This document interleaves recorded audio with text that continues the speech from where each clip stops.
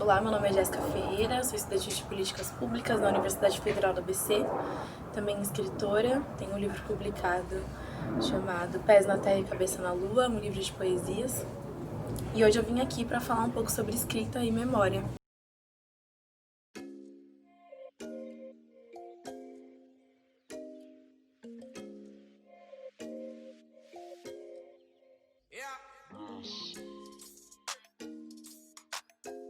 E para começar eu quero ler um texto da minha autoria, que começa com uma citação de Maria das Graças, minha tia. Mãe falava que o pai dela, se a polícia fosse procurar ele, não encontrava, mas ele estava na frente de casa, virado um toco. Sabe quando corta uma árvore, corta um toco? Ele ficava igual um toco. Procuravam ele ficava um toco, porque ele tinha as rezas dele. E aí eu venho aqui para falar um pouco dos silêncios, dos mistérios que existem entre a vida e a morte de pessoas pretas e indígenas nesse território inventado que é o Brasil. Entre viver e morrer, há um hiato gigantesco de tempo performando letras negras e silêncios escaldosos. Entre permitir fabular vida na diáspora e morrer de bala armada, há um hiato gigantesco de tempo enclausurado em calabouços, mananciais, fugas, minerações, sambas, transformações e performances. Há na corporeidade preta infinitos hiatos de tempo, travessias e silêncios, para com excelência cooptar reza que o virem qualquer coisa da natureza. Aqui, a morte é ressignificada e o genocídio também. Aqui no território Brasil, manancial de confluências, o genocídio da população negra inicia-se posteriormente e, num dado momento, coexiste ao extermínio da população indígena. O Brasil é uma fabulação de morte e crueldade da branquitude. Estes reinventam a morte, a destruição do silêncio, estruturante das narrativas não coloniais e de tempos em tempos reestrutura as formas de matança, envergadas em políticas e teorias genocidas de Estado. Essa terra, de nome outro, nomeação que cabe ser dada apenas pelos povos indígenas, é terra de culto às rezas e rituais diaspóricos ou não, e da criação de outras rezas e rituais, emergentes da troca afetiva existencial de sobrevivência entre pretos e indígenas, no entrelaçar que resultou e ainda resulta na sustentação e reinvenção dos nossos corpos. É terra onde Ori germina, revive, reconta e magistralmente canta ao que resta de natureza para virares. Sem natureza, não há como virar nada. Assim, só resta a fabulação da branquitude. Todos somos partes dessa teoria, dessa existência que só existe porque existe encruzilhada, porque existe fronteira entre a vida e a morte. Pensando nessa existência dual e nessa existência múltipla, né? E que é a todo momento atingida por imensas opressões silenciosas, opressões barulhentas, diversas opressões, eu quero dizer aqui o quanto eu venho pensando que é preciso, né, que nós contemos as histórias de quem se quer vivo. Então é preciso contar as histórias de quem se quer vivo, é preciso contar as histórias de quem se quer cultuar. E essa é uma reflexão que parte da oralidade, que é uma ferramenta do falar de povos originários, né, tanto em África quanto no Brasil. E essa oralidade, ela é também um ritual, né? Ela parte de uma sequência e de uma importância de se manter vivas as histórias que estão incrustadas nos nossos corpos. Há uma necessidade, né, na oralidade de contar a partir de um ritual o que a gente vive, as nossas experiências enquanto povos atingidos por muitas violências. Então, na oralidade, a partir da oralidade, a gente consegue pensar que a vida, ela está contida no falar. E o Ocidente, né, a fala ela é um pouco deturpada, porque é preciso que se escreva e que se registre as coisas para que elas sejam válidas, para que elas sejam validadas. Então, como nós, povos pretos e indígenas, ressignificamos esse lugar, vivendo essas inúmeras confluências no Brasil, e esse lugar onde a escrita ela é essencial para que as nossas histórias sejam revistas, recontadas e mantidas vivas. Então, o falar e a oralidade é uma herança dos nossos ancestrais e que é preciso que ressignifiquemos a maneira de usar e de passar adiante, né? Então, esse ritual, ele é ressignificado quando a gente chega no Brasil, quando a gente precisa viver essas inúmeras violências que nos atravessam. E muitas dessas oralidades, elas se materializam em rezas e em movimentos de transformações, né? De virar algo. A partir da reza, a gente se torna algo. Para as religiões de matriz africana e para as religiões também, na verdade, para o pensar, né, indígena no Brasil. E aí, a gente pode pensar, né, como permanecemos aqui depois de tanto tempo, como a gente permanece aqui, nesse território, nessa terra, apesar de todas as coisas que nos atingem, para aniquilar não só os nossos corpos, mas também a nossa voz, a nossa maneira de pensar, a nossa maneira de existir. E que essa escrita, que é pautada pelo Ocidente como a única forma de verdade, ela é ressignificada também. Nós, povos pretos, quando a gente chega no Brasil, é tirada a nossa língua e os nossos nomes, né?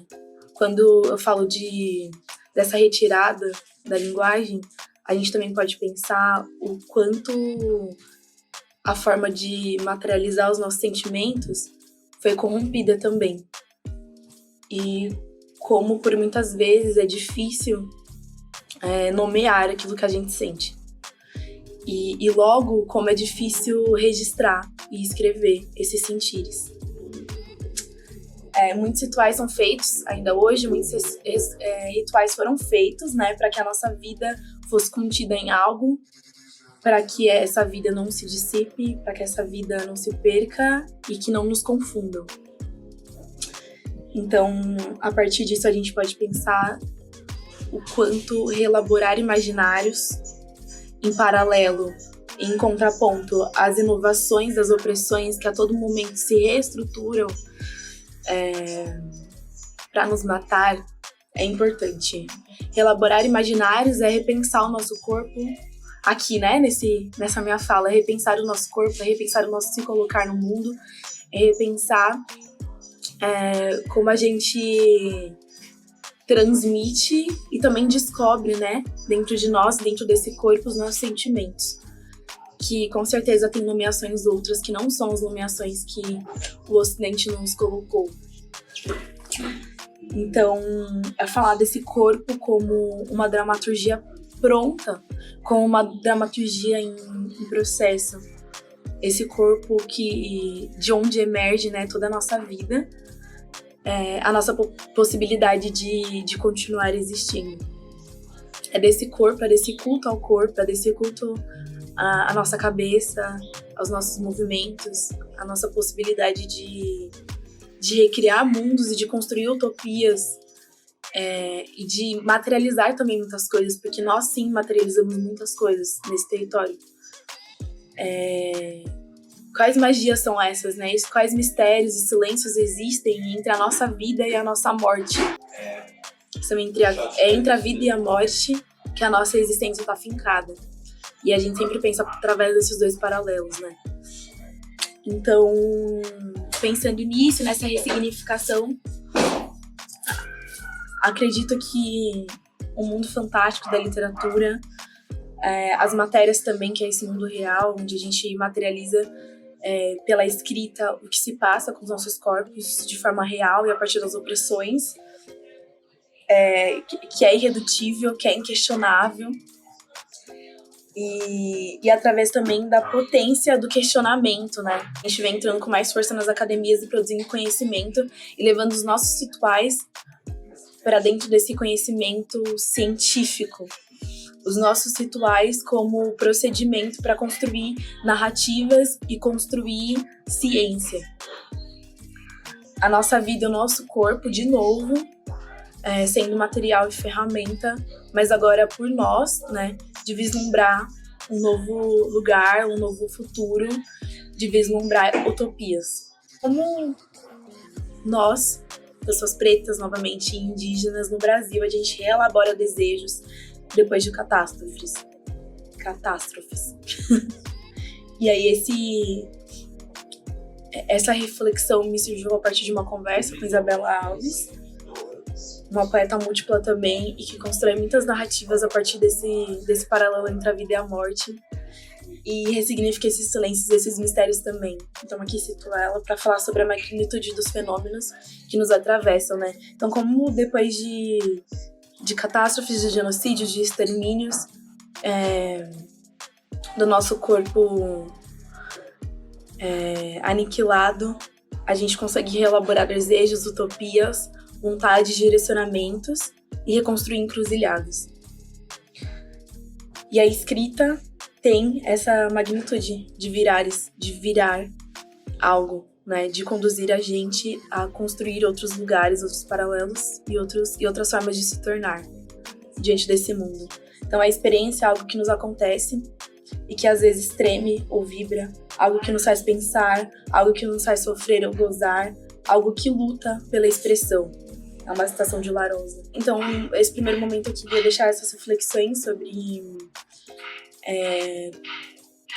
o que existe entre a vida e a morte, né, para nós, povos indígenas e povos pretos.